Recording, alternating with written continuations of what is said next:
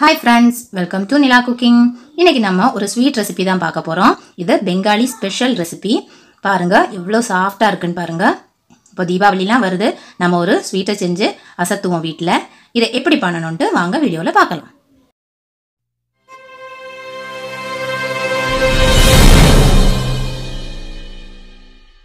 இப்போ நம்ம மாவு பிசைஞ்சிரலாம்.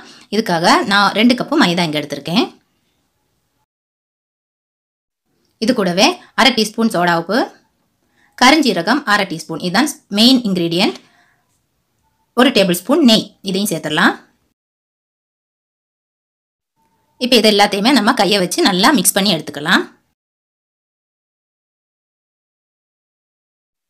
இப்போ நல்லா மிக்ஸ் பண்ணியாச்சு. இது கூடவே கொஞ்சம் கொஞ்சமாக தண்ணி சேர்த்து நம்ம சப்பாத்தி மாவு பதத்துக்கு இதை பிசைஞ்சு எடுத்துக்கணும்.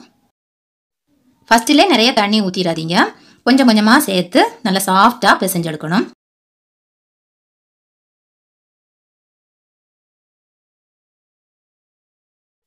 இப்போ நல்லா பிசைஞ்சாச்சு. இந்த மாதிரி பாத்திரத்தில் ஒட்டாத மாதிரி வரணும் இந்த மாவு. இப்போ மாவு நல்லா சாஃப்டாக பிசைஞ்சு எடுத்தாச்சு. நம்ம சக்கரை பாவு ரெடி பண்ணிடலாம். அது வரைக்கும் இந்த மாவை மூடி வச்சிடலாம்.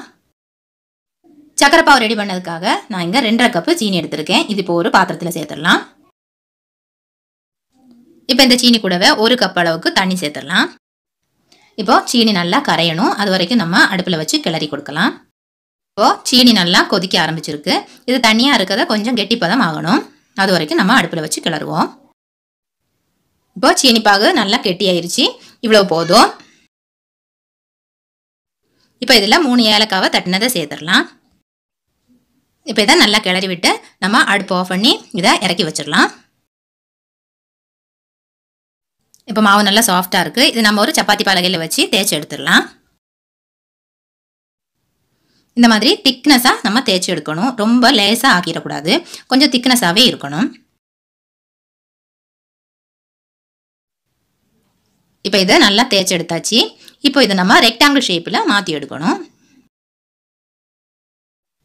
ஒரு கத்தி யூஸ் பண்ணி இந்த மாதிரி லெவல் பண்ணி எடுத்துக்கலாம்.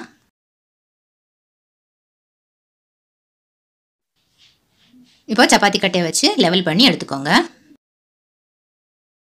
இப்போ கத்தி யூஸ் பண்ணி ஒரு லைட் மார்க் மட்டும் கொடுக்கணும். கரெக்டான லெவல் வரதுக்காக வேண்டி தான் லைட்டாக ஒரு மார்க் மட்டும் பண்ணுங்க.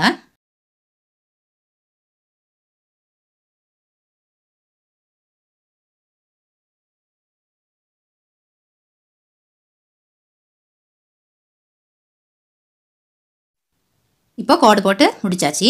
இந்த லெவல்லாம் வர்றதுக்காக இந்த ஓரத்தை நம்ம கட் பண்ணி எடுத்துடலாம்.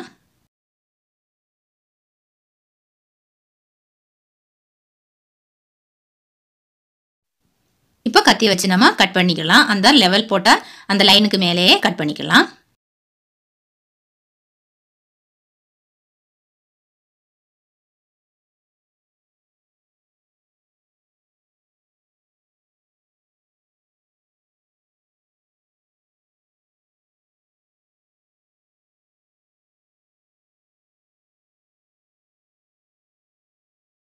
இப்போ எல்லாத்தையுமே நம்ம கட் பண்ணியாச்சு.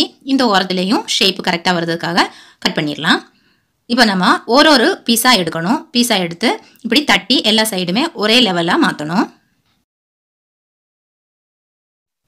இவ்வளோ திக்னஸ் இருக்கணும். இவ்வளோ திக்னஸ் இருந்தால் தான் இது நல்லா இருக்கும். இப்போ எல்லா மாவையுமே இதே மாதிரி நம்ம தட்டி ஷேப் பண்ணி எடுத்து வச்சுக்கலாம்.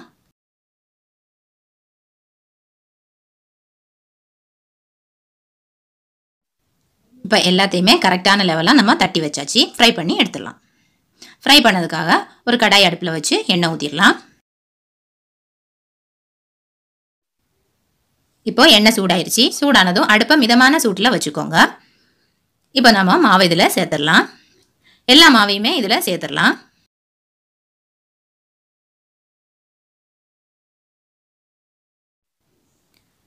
இப்போ இதை நம்ம திருப்பி விட்டுக்கலாம்.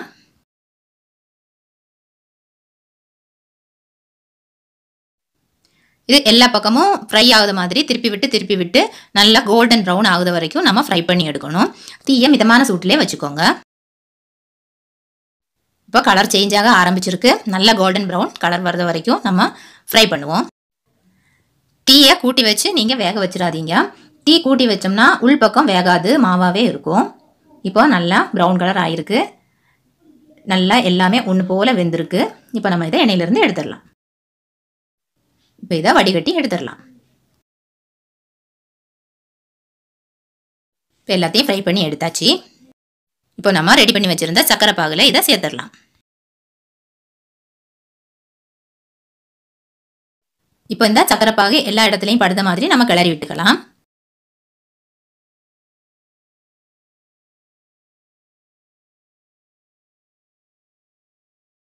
இப்போ நல்லா கிளறி விட்டாச்சு. இது ஒரு 10 நிமிஷத்துக்கு இந்த சக்கரை பாகுலே கிடக்கட்டும். அப்பதான் அதுக்குள்ளெல்லாம் நல்லா பாகு இறங்கி சாஃப்ட் ஆகும். இப்போ 10 நிமிஷம் ஆயிடுச்சு. நம்ம இதை சக்கரை பாகுல இருந்து எடுத்து மாத்திரலாம்.